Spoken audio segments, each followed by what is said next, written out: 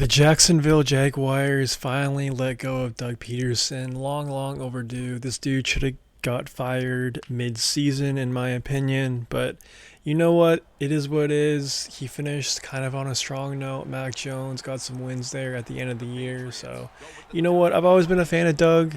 Obviously, the last 2 years have been pretty disappointing. Of course, a massive choke job from a year ago when they were like 9-3, 9-4, or something like that, and they just choked away the year. And for this year, just extremely disappointing stuff. Just never got on the right track. Trevor Lawrence got hurt, and even when he was playing, he looked pretty brutal. And the team just finished as one of the worst teams in the NFL. So, sorry, Doug. I'm curious to see where he'll end up. Maybe some sort of OC job somewhere, or maybe he'll go to the college game. I'm not sure, but always been a fan of him. Jags fans, you let me know what you think about Doug Peterson. I'm sure none of you really vibe with him, and I totally get that. But hey, man, he brought you guys a playoff win, so that has to count for something. But you let me know in the comments below. Now, their owner, Khan, has definitely been in the news a lot recently. He had this to say about his quote-unquote franchise quarterback, Trevor Lawrence. This isn't, let's be clear, a second coming of Aaron Rodgers 2.0. We're going to do the right thing for the team. If Trevor doesn't get better, the other players don't get better, we're not going to win. Now, what he's saying is Khan won't give Trevor Lawrence the type of power that Aaron Rodgers got with the New York Jets, in essentially adding him into every kind of transaction the Jets made through his time with the New York Jets. You know, adding Devontae Adams, Lazard, Nat Hackett, etc. I just think he's doing the right thing and kind of leaving Trevor Lawrence to just focus on, improving and being a reliable starter. Kind of an interesting quote to begin with, because I don't really think that was on anyone's mind to begin with.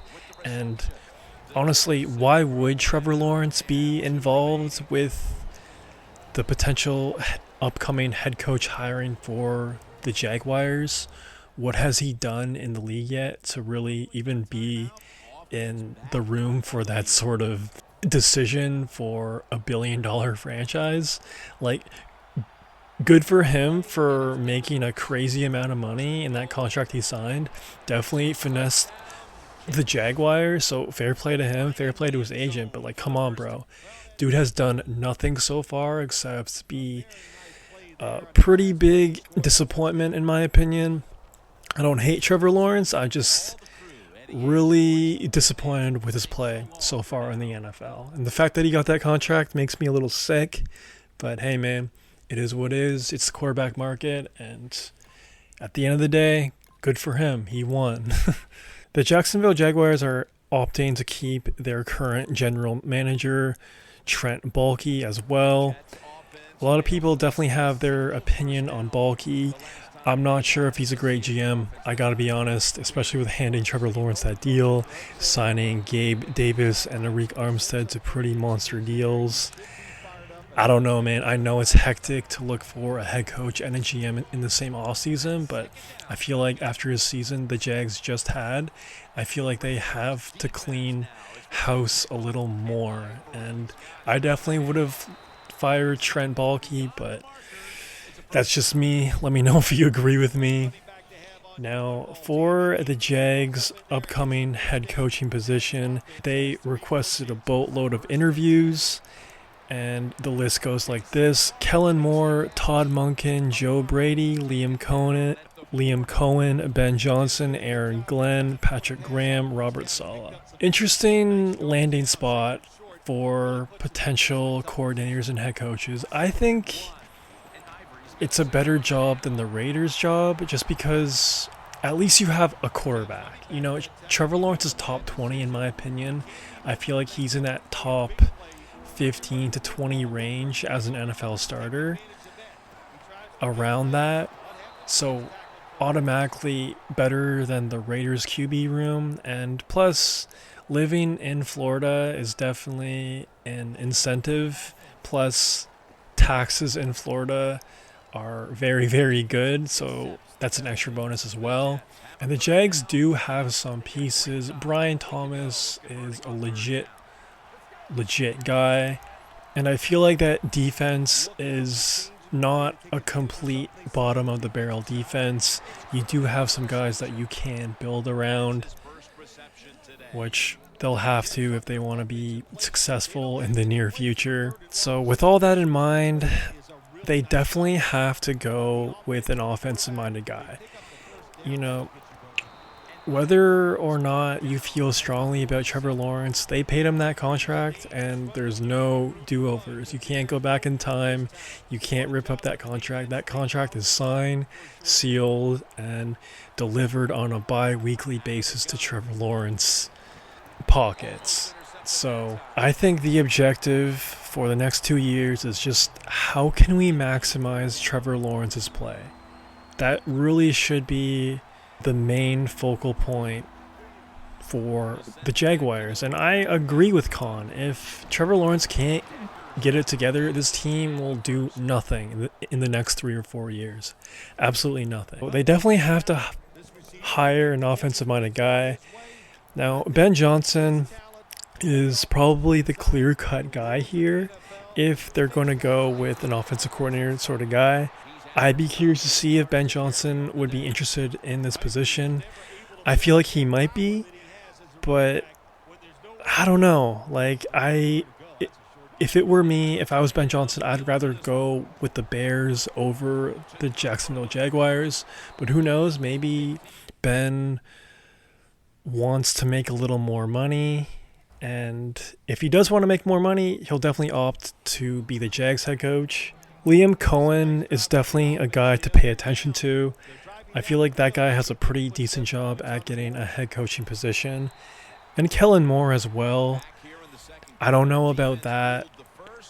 I don't know about Kellen Moore with Trevor Lawrence. We'll have to see. We'll have to find out. Honestly, man, with all these head coaching carousels and these job openings, no one really knows until you know. No one knows until it's week 1, it's week 5, and we really see who's prepared, who's not, who works together well, and who doesn't. You know, it's kind of like the whole draft process. Everyone thinks they're drafting an A-plus guy until it's training camp, until it's week 5, and you find out that this dude just doesn't live up to the hype, or it's not working schematically, or for whatever reason. So all I can really say is the Jags need to hire an offensive-minded head coach to really salvage Trevor Lawrence. That's it. Period. The end. Nothing else matters for this franchise except for that. So if they can do that, if they can try to make the best bet to hire the guy that would allow them to give them the best probability to execute on that, then they should do it. Obviously, Ben Johnson is the favorite to make that happen, but who knows? Maybe it could happen with Liam Cohen. Maybe it could happen with Kellen Moore. Maybe it could happen with Joe Brady. Who knows, man? No one knows. No experts know. No one in the building even knows. Even the guy that they're hiring won't know until they know. You know? So it's a fun time of the year where it's essentially in the head coaching market and it's playoff football. But you know what, man? At the end of the day, it's just entertainment purposes. And we'll just have to wait and see how it all turns out at the start of the 2025 season. So let me know what you think about Doug Pederson, who you think the Jags should hire as their new head coach, and everything else in between. If you made this far, please subscribe and like the vid. It'd help out your boy a ton. That's all I got for right now. Peace. Well, listen, I think they'll handle it a little differently, no doubt. I thought it was a bad call on the interception and just put the quarterback and the offense in such a bad situation, and they were not able to overcome that. 2nd down and 7. Brandon Marshall has the grab. That's his first reception today. How about the way he always locks in and concentrates on the catch? Man, he's got hands like glue. When you shake his hand, he can break yours because that's how strong they are. So not surprised to see him just reach out and just snatch the football out of the air. No separation at all. Incomplete. Well, your teammates are really going to respect you after something like this. Anytime you're on that field as an athlete, and when you give all your effort to every single play like that time, how about that? Just giving every bit of effort he can to make the catch. Not able to get it,